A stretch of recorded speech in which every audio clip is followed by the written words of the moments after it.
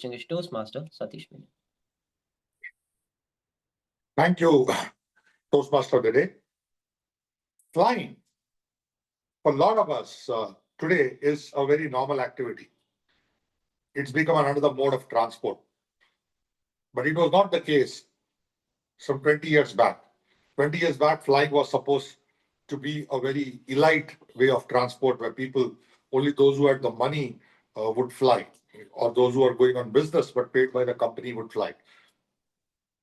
And my experiences on flying has helped me to understand that you can actually do a lot of people watching when you are flying and come to know who's a new flyer and who's a frequent flyer by the way they interact before they get onto the flight. One of the first things that you will see is the dressing. Now, somebody who's a new flyer, they will all dress up very formally. And this was how it used to happen earlier also. When people used to fly, they used to basically go in business suits or business formals and all that. Not like today when somebody would be going in a t-shirt and shorts and bathroom slippers. Yeah. That was not done at that point of time. But today it's all changed. So when you want to look at a new flyer, I would say start observing from the gate. They would be one of the first ones to line up before even the gate gets announced or the flight gets announced. All very desperate, or you could say very eager to get on, sometimes very apprehensive also on how do I get into the flight. And once they get into the flight and they find that they have only a middle row, they would request the other person, can I please use the window seat? Because they want to look out of the window. Very understandable. You're flying for the first time and you want to see how the world looks from the skies above. Once they get into the seat, some of them may not even know how to tie the seat belt. So you have to kind of help them to. I faced the problem when I traveled for the first time. I didn't know how to tie my seat belt. Somebody next to me helped me do it. But if you look at a normal frequent flyer, they are least bothered. They will be the last ones to board the flight because they know that their seat is their seat. Nobody's going to sit on it. This is not like a unreserved compartment in a train or a transport bus where you drop a kerchief and say, that is my seat. Okay, because the kerchief is lying there. Your seat, only you're going to sit. They know about it.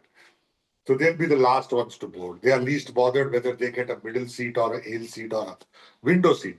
They'll just come in. Most of the time, they will put on their earphones or somebody would take that eye nap, put on their eyes and go to sleep. Okay. That's how you can see most of the frequent flyers jumping in. Some people you would see want to show their importance or so-called sense of false importance. So you can see them speaking as they walk into a flight, as if they are like finishing an important government call, or this call is going to decide the future of the country. That is the way they would walk into and try to sit into their seat. These conversations can be done before you board the flight, but they just want to show that they are so important. So they'll kind of walk in, sit on the seat. I once remember that there was this guy who was on the phone. This was when mobile phones were introduced long back. And he was on the mobile phone. And once the flight took off, obviously you will not get the signal. And he was like opening his phone and trying to see. And I got irritated and I told him, your phone is now gone. He said, why? I said, see, it's not receiving any signal. He said, no, it's up in the air. I said, how come it's up in the air? When the pilot can receive signals, why can't your phone? So he was like confused. And I'm sure the rest of his journey, he was really bothered about what is going to happen to his phone when he lands. So that's one kind of people who are always on the phone. Okay. Then there are next who will come in and who will try to understand what's happening in the flight. So they will fidget around each device which is there. That is the air vent.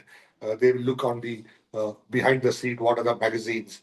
What is this? They are trying to adjust their seat. That also you can make out not very frequent travelers, because the frequent travelers would definitely know where to change what. But the newcomers will not know.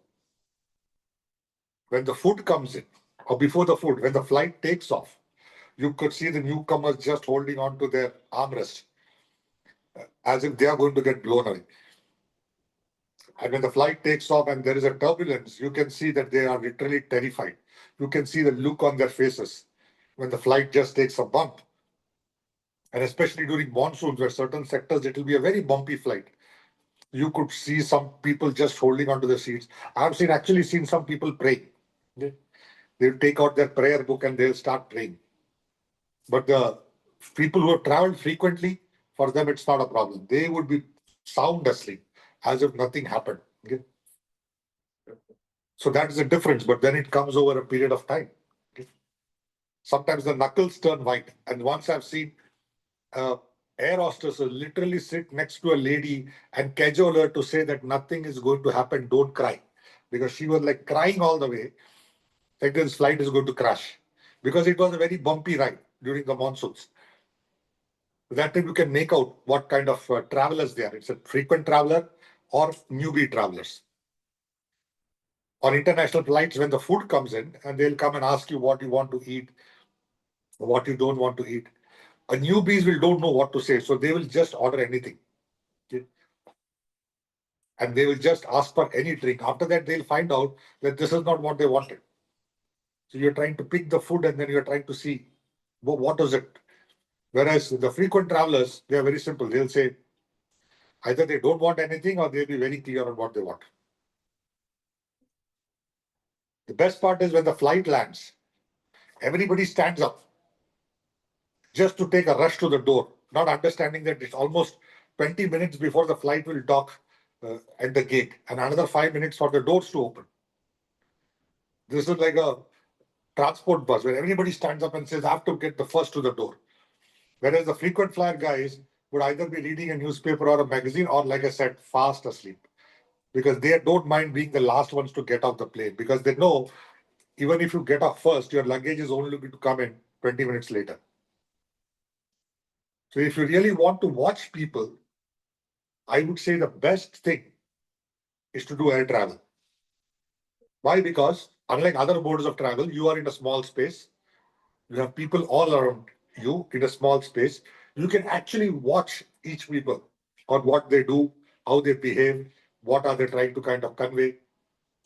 And believe me, by the time you step off a flight, you would have really improved your people watching skills. Thank you, and back to you, Toastmaster of the Day.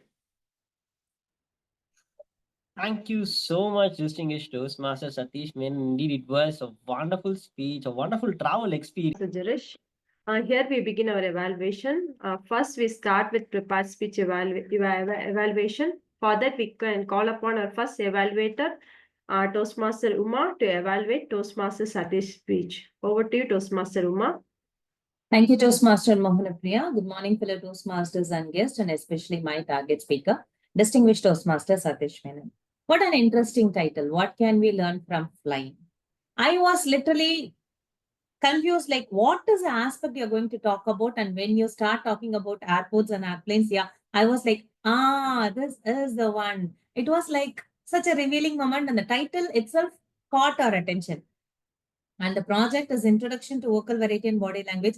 And I think everyone in our club will accept what I'm going to say. We completely saw a different Satish Menon today, an animated Satish Menon, I should say, with the paka usage of your hand gestures, vocal variety, and body language. That was indeed a great speech, and I thoroughly enjoyed it. Thank you for that. And whenever you speak, we always come with an anticipation, like we will be getting some interesting personal stories you will be sharing, and you never, you did justice to that, and we literally enjoyed your complete speech with that interesting personal stories. And the humor you sprinkled here and there, like wearing shorts and bathroom slippers, first in the line, even before you get the announcement. And once announcement is there, everyone will start standing like they are in the town bus. And all those humor sprinkled across the speech, I loved it thoroughly, and I enjoyed your speech completely. As an evaluator, it is my duty to find at least one area of improvement for me to give it to you. So this is not generally an improvement. The general suggestion is like you can take care of your camera setup because it was way below. You can lift up your camera. This is one thing. One another thing I just want to say is like whenever people hear a speech, they will always look for that order. What, why, and how. The question, the problem, and then finally the solution and the moral of the story. So what kind of felt as like in your speech, I kind of felt the moral of the story was slightly missing or it was not completely there. So what you would have done is like, what was your personal experience, what you learned, how because of these people watching, or the title of the speech, if it has given us like people watching, generally we wouldn't have never looked for that moral of the story because the title was mentioned like what we learned from flying. That learn actually created an anticipation like what can we learn.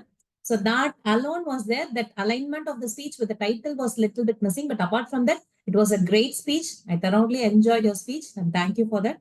Over to you, General Evaluator.